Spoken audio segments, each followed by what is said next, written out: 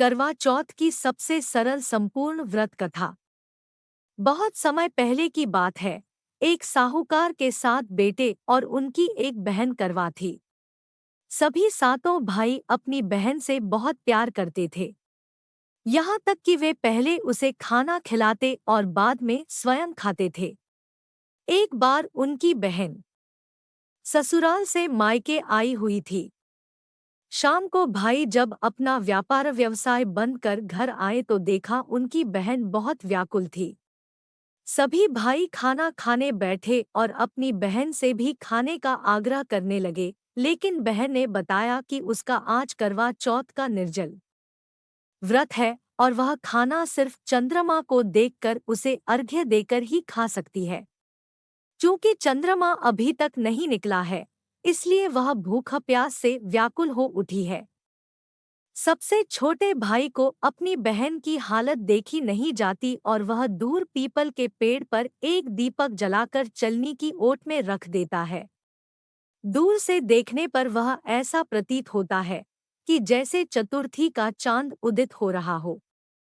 इसके बाद भाई अपनी बहन को बताता है कि चांद निकल आया है, तुम उसे अर्घ्य देने के बाद भोजन कर सकती हो। बहन खुशी के मारे सीढ़ियों पर चढ़कर चांद को देखती है, उसे अर्घ्य देकर खाना खाने बैठ जाती है। वह पहला टुकड़ा मुंह में डालती है तो उसे छींक आ जाती है। दूसरा टुकड़ा डालती है तो उसमें बाल निकल आता है, और जैसे ही तीसरा टुकड़ा मुंह में डालने की कोशिश करती है तो उसके पति की मृत्यु का समाचार उसे मिलता है। वह बौखला जाती है। उसकी भाभी उसे सच्चाई से अवगत कराती है कि उसके साथ ऐसा क्यों हुआ।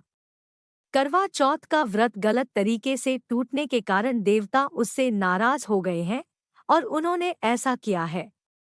सच्चाई जानने के बाद करवा निश्चय करती है कि वह अपने पति का अंतिम संस्कार नहीं होने देगी और अपने सतीव से उन्हें पुनर्जीवन दिलाकर रहेगी। वह पूरे 1 साल तक अपने पति के शव के पास बैठी रहती है, उसकी देखभाल करती है।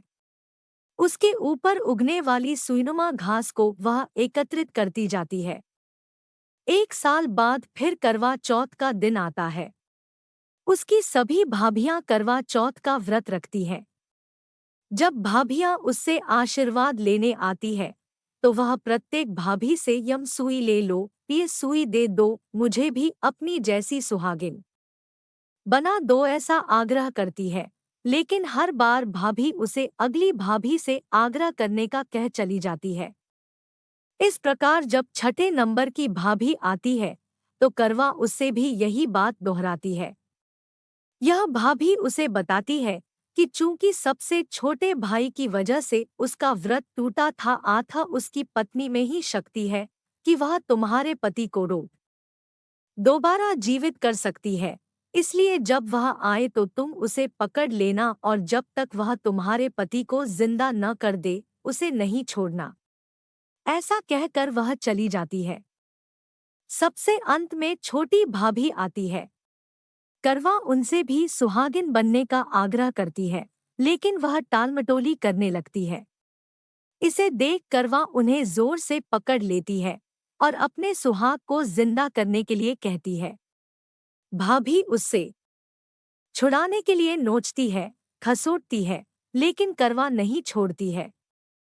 अंत में उसकी तपस्या को देख भाभी पसीज जाती है और अपनी छोटी अंगुली को चीरकर उसमें से अमृत उसके पति के मुंह में डाल देती है। करवा का पति तुरंत श्रीगेश कहता हुआ उठ बैठता है। इस प्रकार प्रभु कृपा से उसकी छोटी भाभी के माध्यम से करवा को अपना सुहाग वापस मिल जाता है। हे श्री गणेश माँ गौरी, जिस प्रकार करवा को चिर सुहागन का वरदान आपसे मिला है, वैसा ही सब सुहागिनों को मिले। दोस्तों, इसी तरीके के वीडियो के लिए चैनल को सब्सक्राइब करना, वीडियो को लाइक करना बिल्कुल भी मत भूलिएगा।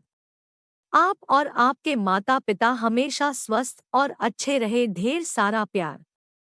धन्यवाद। आपका दिन शुभ हो।